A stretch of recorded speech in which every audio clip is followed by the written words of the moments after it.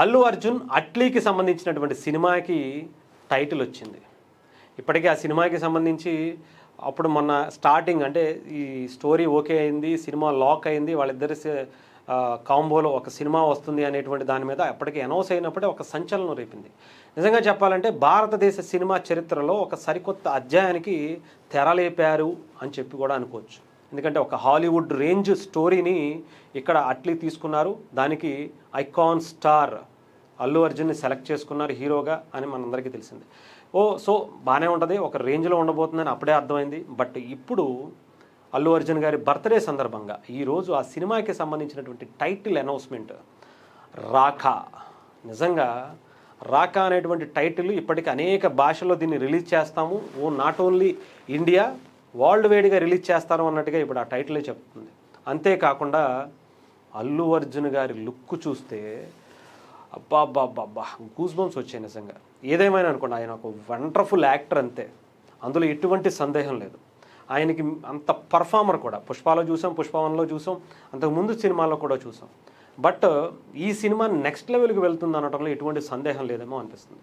ముఖ్యంగా ఆయన గుండుతో ఒక అటు మనిషి కాదు, ఒక యానిమల్ కాదు, ఒక సపరేట్ హీరో క్యారెక్టరా లేదంటే విలన్ క్యారెక్టరా అని చెప్పి చాలామంది అనుకుంటున్నారు. కానీ విలన్ క్యారెక్టర్ని ఇప్పుడు పరిచయం చేసినట్టుగా తెలుస్తుంది. దీంట్లో డ్యూయల్ రోల్లో అల్లు అర్జున్ గారు నటిస్తున్నారట. హీరో ఆయనే, విలను ఆయనే.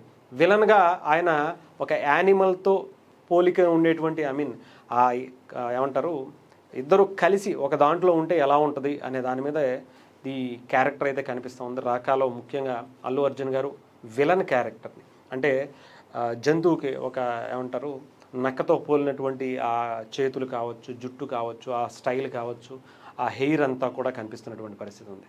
అలాగే ఆయన ఫస్ట్ టైం నాకు తెలిసి ఆ విలన్ క్యారెక్టర్ కోసం గుండు కూడా చేపించుకున్నారా లేదంటే దానికి సంబంధించి ఏమన్నా చేశారా అనేది తెలియదు. కానీ బట్ అలాగే హీరోగా కూడా ఆయనే, హీరోతో పాటు విలను కూడా ఆయనే చేస్తూ విభిన్నమైనటువంటి క్యారెక్టర్ని దీంట్లో చేస్తున్నారట.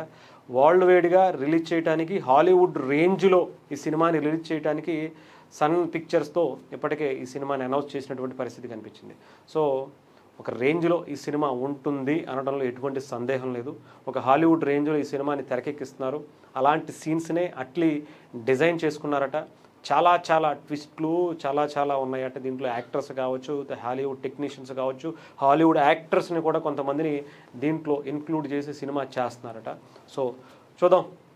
ఇదేమైనా అల్లు అర్జున్ గారు ఇప్పటికే పుష్పతో ఒక ఇండియా రేంజ్లో ఆయనకి ఫేమ్ వచ్చింది. ఇప్పుడు దాన్ని వరల్డ్ వైడ్గా ఐకాన్ స్టార్గా నెక్స్ట్ లెవెల్కి తీసుకెళ్ళబోతున్నారు అనటంలో ఇప్పుడు ఈ సినిమాకి సంబంధించినటువంటి అనౌన్స్మెంటే మనం చూడొచ్చు.